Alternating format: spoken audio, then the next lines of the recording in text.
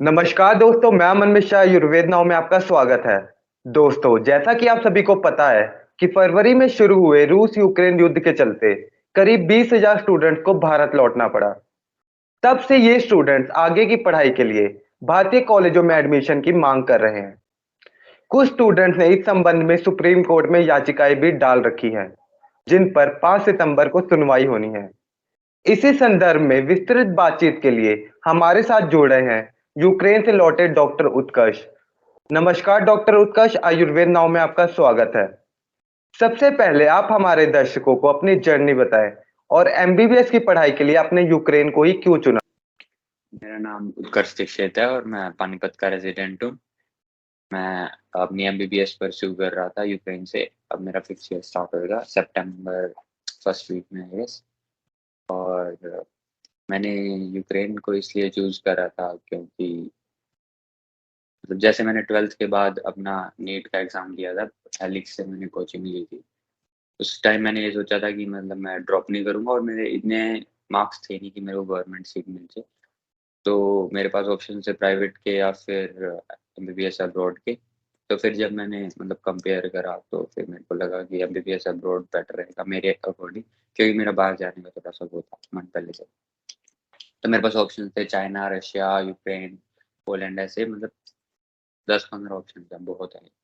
तो जब मैंने इनमें से कंपेयर करा तो उस टाइम में मेरे को जो बेस्ट ऑप्शन लगा था वो यूक्रेन था कि एक तो इसमें जब आप यूक्रेन से एमबीबीएस करते हो तो आप पूरे एरिया में जो भी है यूरोप का एरिया, वहाँ पे कहीं पे भी आप जॉब कर सकते हो विदाउट एनी टेस्ट। बस आपको उस कंट्री की लैंग्वेज सीखनी है और डन।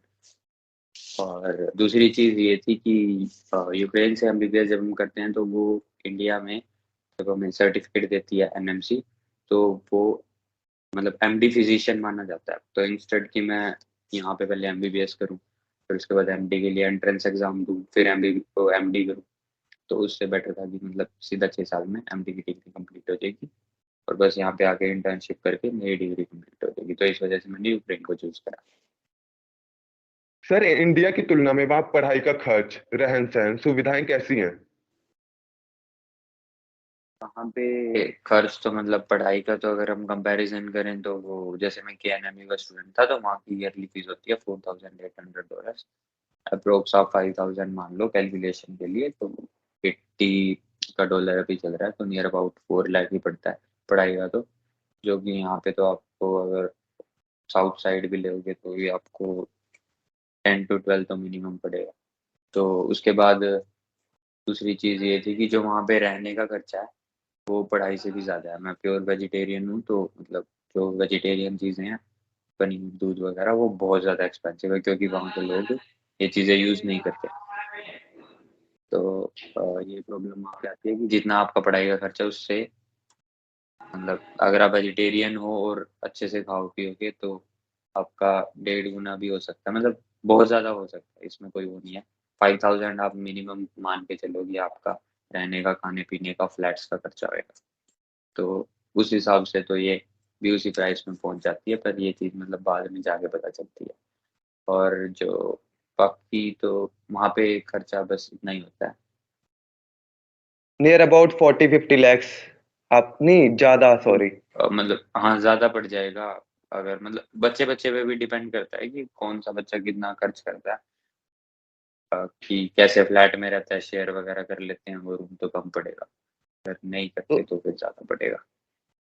और वहाँ पे सर हॉस्टल वगैरह की फैसिलिटी नहीं है हॉस्टल कॉलेजेस वगैरह में। की फैसिलिटीज़ होती है पर हॉस्टल में काफ़ी रिस्ट्रिक्शंस होती हैं ना, जैसे एक रूम में 2 बंदे, 4 बंदे, और मतलब कुछ फैसिलिटीज़ नहीं होती वहाँ पे, फ्रिज नहीं होता और माइक्रोवेव वगैरह, या कभी-कभी आपको एन्जॉय करना है, टीवी वगैरह कुछ नहीं होता हॉस्टल में।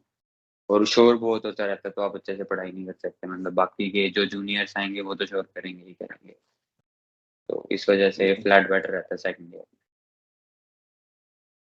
सर, यूक्रेन से जैसे आप वापस आए तो लोग मेनली पूछने लगते हैं ना कि अब आगे क्या क्या और कैसे करना है।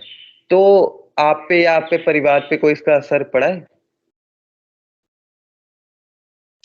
वैसे तो जब यूक्रेन में वॉर स्टार्ट हुई थी तो मैं वहाँ से 2-4 दिन पहले, मतलब 4 डेज़ पहले आई गेस आ गया था। क्या जब यूएस एम्बेसी ने बोला था अपने सिटीजन्स को कि आप लोग यूक्रेन से चले जाओ, तो मैं भी अपने कुछ फ्रेंड्स के साथ आ गया था। और वैसे तो मतलब न्यूज़ चैनल्स ने अच्छे से कवर करी हुई है सारी चीज़, तो सबको पता तो है ही कि क्या सिचुएशन है। इतना मेरे से लोग नहीं पूछते कि क्या है, क्या नहीं है। और मैं मतलब आई गेस अक्टूबर एंड तक मैं तो शिफ्ट भी कर लूँगा। बट जो कुछ लोगों को ये प्रॉब्लम आई हुई है, जैसे साउथ इंडिया में एक पेरेंट ने सुसाइड भी कर ली। जैसे जिन्होंने लोन वगैरह ले रखे हैं, तो उनकी स्टडी तो डिले होगी। तो अब उनको रीपे करने के लिए तब तक मतलब उनके बच्चों की जॉब वगैरह नहीं लगेगी, या मतलब ऐसा-ऐसा कुछ सीन है, मैंने अपने दोस्त से सुना है, वो साउथ इंडिया में रहता है। तो उनको ये प्रॉब्लम्स आ रही है उनसे मतलब रिलेटिव्स। मेरे को इतना कोई मतलब स्पेसिफिकली पर्सनली मेरे को कोई ऐसा फ़र्क नहीं पड़ा। सो सर, भारतीय कॉलेजों में आगे एडमिशन की स्थिति अब सुप्रीम कोर्ट के फैसले के बाद ही क्लियर होगी। तो ऐसे में करियर को लेके और क्या विकल्प है?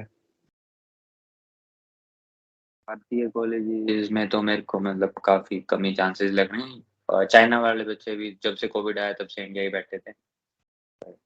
इनके लिए नहीं कुछ करा। हमें भी 6 महीने हो गए हैं, स्टार्टिंग में जब हमें लाया था, मतलब जब यूक्रेन के बच्चों को लाया था, वो ऑपरेशन गंगा के थ्रू, तो इनको बोला था कि इंडिया में आपको एकोमोडेट कर देंगे, बट ऐसा कुछ नहीं हुआ है। और मतलब देखा ही है सबने, इन्होंने हंगर स्ट्राइक वगैरह सब कुछ करा है, बट नहीं आया कोई रिजल्ट, और मेरे को लगता भी नहीं आएगा, क्योंकि जब चाइना वालों के नहीं किया के लिए नहीं किया, तो फिर यूक्रेन के लिए ये क्यों करेंगे।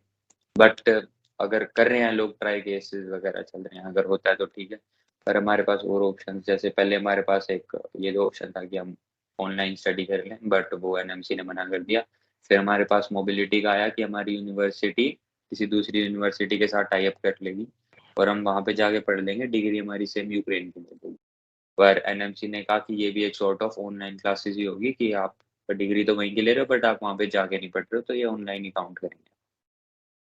तीसरा ऑप्शन जो अभी हमारे पास ओनली ऑप्शन बचा हुआ है, वो है कि हम ट्रांसफ़र ले लें किसी और कंट्री में, जिसमें मतलब सेम 6 ईयर का कोर्स हो, ताकि हमारा क्रेडिट स्कोर होता है, उसमें प्रॉब्लम ना आए। तो इस वजह से हम सोच रहे हैं कि हम ट्रांसफ़र ले लें। सेम हमारे पास कई ऑप्शंस हैं, जिसमें भी 6 ईयर की ड्यूरेशन है जिन कंट्रीज़ में, जैसे रशिया, जॉर्जिया। तो रशिया में तो बहुत सारे सैंक्शंस वगैरह लगे हुए हैं, तो उनको तो मैं नहीं चूज़ करूँगा। और जो ये किर्गिस्तान, कज़ाकिस्तान है, इनमें मुस्लिम पॉपुलेशन ज़्यादा है, तो मेरे को थोड़ा-सा सेफ्टी का इश्यू है, मैं नहीं जाऊँगा। मतलब ज़्यादातर बच्चे नहीं जा रहे कंट्रीज़ में। और तो जॉर्जिया ही बचता है, वो थोड़ा-सा एक्सपेंसिव तो है, बट बेटर ऑप्शन वही है, बेटर और सेफ ऑप्शन वही है। तो सर आपका क्या प्लान है फ्यूचर में, मतलब क्या सोचा है आपने? हाँ, सेम जैसा मैंने बताया कि मतलब इन कंट्रीज़ में हम कन्फ्यूज़ थे, हमारे पास ऑप्शंस थे, बट जॉर्जिया का ही मेरा प्लान है। और अक्टूबर एंड तक होपफुली मेरी फ्लाइट आ जाएगी, मेरे इंटरव्यूज़ वगैरह हो गए हैं। 3 यूनिवर्सिटीज़ को मैंने अपना इंटरव्यू दिया था, मेरे तीनों क्लियर हो गए, में से मैंने एक चूज़ कर ली है। और मतलब अब थोड़े दिनों में मैं होपफुली अक्टूबर के एंड तक मेरा हो जाएगा, जॉर्जिया में मैं जा चुका हूँ, फिर अपना कोर्स परस्यू करने के लिए दोबारा। Okay sir. तो सर, यूक्रेन की जो गवर्नमेंट है वो कोई प्रयास कर रही है स्टूडेंट्स को कांटेक्ट करने का, ऑनलाइन या ऑफलाइन क्लासेस का? आपको कोई मैसेज आया अभी तक? हाँ, जैसे यूक्रेन के ना 2 पार्ट्स, मतलब 2 पार्ट्स में हम डिवाइड कर सकते हैं वॉर की डैमेज के अकॉर्डिंग भी, और वैसे भी ईस्टर्न और वेस्टर्न। तो जो ईस्टर्न पार्ट है, वो रशिया के साथ उसकी बाउंड्री शेयर होती है, तो उसमें बहुत ज़्यादा डैमेज्ड है। खार्किव रीजन में, दिनीप्रो रीजन में, और मैं वहीं पे रहता था। और जो दूसरी साइड है, वेस्टर्न साइड, वो यूरोप के साथ मैच करती है, तो वहाँ पे इतनी प्रॉब्लम्स नहीं है। तो कह रही हैं कि यूनिवर्सिटीज़ या तो हम शिफ्ट कर देंगे वेस्टर्न रीजन में, और या फिर ये भी कह रहे हैं कि ऑनलाइन क्लासेस अटेंड कर लो। बट एनएमसी ने जैसा मना कर दिया कि हम ऑनलाइन क्लासेस तो अटेंड करेंगे नहीं। और शिफ्ट में भी बाय चांस अगर कल को रशिया और आगे इन्वेजन करता है, तो रिस्की है ये, तो हम उसको चूज़ नहीं करेंगे। बट यूक्रेन गवर्नमेंट पूरा चाहती है कि हम यहीं से कंटिन्यू करें, क्योंकि उनके सोर्स ऑफ इनकम सबसे जो बड़ा है आई गेस उनका टूरिज्म वाला ही है, क्योंकि इतने सारे इंटरनेशनल स्टूडेंट्स 20,000 तो इंडियंस ही थे। उसके बाद यूरोपियन स्टूडेंट्स भी आते हैं, और अरेबिक तो आई गेस डबल होंगे इंडियंस से, मिनिमम डबल होंगे। तो इतनी सारा मतलब फॉरेन एक्सचेंज उनकी कंट्री को मिलता है, तो वो तो बिल्कुल भी नहीं चाहते कि हम जाएँ।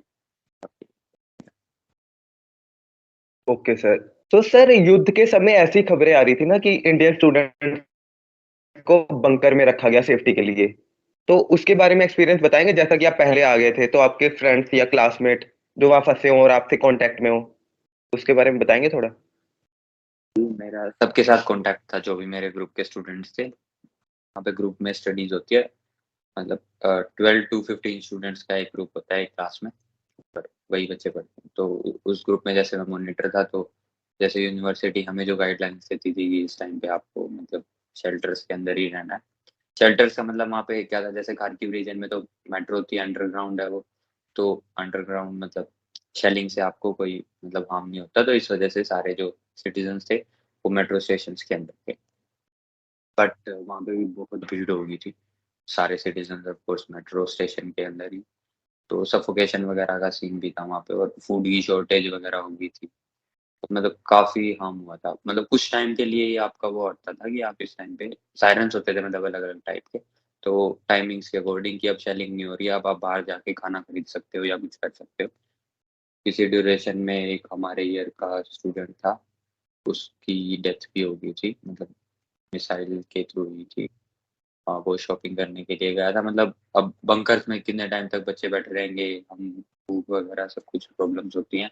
तो वो आई गेस अनफॉर्चुनेटली उसके साथ ये हुआ, क्योंकि वो खाना लेने गया था, ये हुआ था। तो मतलब काफ़ी डिफ़िकल्ट सिचुएशन थी, काफ़ी ज़्यादा परेशान हो गए बच्चे जो वहाँ पे थे। मेरा ये बेटर डिसीज़न था कि मैं आ गया। एंड सर आज का ये लास्ट क्वेश्चन, जो स्टूडेंट्स एमबीबीएस के लिए विदेश जाना चाहते हैं उनके लिए आप क्या कहना चाहेंगे? जो सोच रहे हैं कि मतलब एमबीबीएस अब्रॉड के लिए, तो मैं यही सजेस्ट करूँगा कि अगर आपके मार्क्स अच्छे हैं, तो अब तो डोनेशन वगैरह का सीन नहीं है, तो आप साउथ इंडिया में या कहीं पे इंडिया में ही प्राइवेट में अगर एडमिशन ले सकते हो तो वो बहुत अच्छा है। और हाँ, वो बहुत अच्छा रहेगा, क्योंकि सेफ्टी कम्स फर्स्ट। और अभी जैसे सर्कमस्टेंसेस बने हुए हैं पूरे वर्ल्ड में ही कि कभी China, Japan, Russia, Taiwan, US, Ukraine, Russia, तो मतलब बेटर यही रहेगा कि अगर आप इंडिया में ही कर लो तो। पर अगर किसी को ये है कि हाँ, उसे फॉरेन जाना ही है, तो अपनी अच्छे से रिसर्च करके जाओ, यही कहूँगा मैं तो कि अच्छे से रिसर्च रिसर्च करो। अब जैसे मैं जॉर्जिया जा रहा हूँ, तो मैंने अच्छे मतलब ऐसे एजेंट जो बोलते हैं वो सारी बातें सच नहीं होती, तो आप वहाँ के बच्चों से भी कंफर्म कर लो।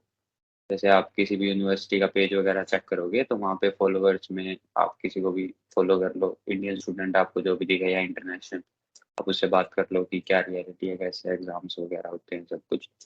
और उसका एमसीआई का रेट चेक कर लो कि कितने बच्चों ने क्वालिफाई करा है, पासिंग रेट हो गया उसका।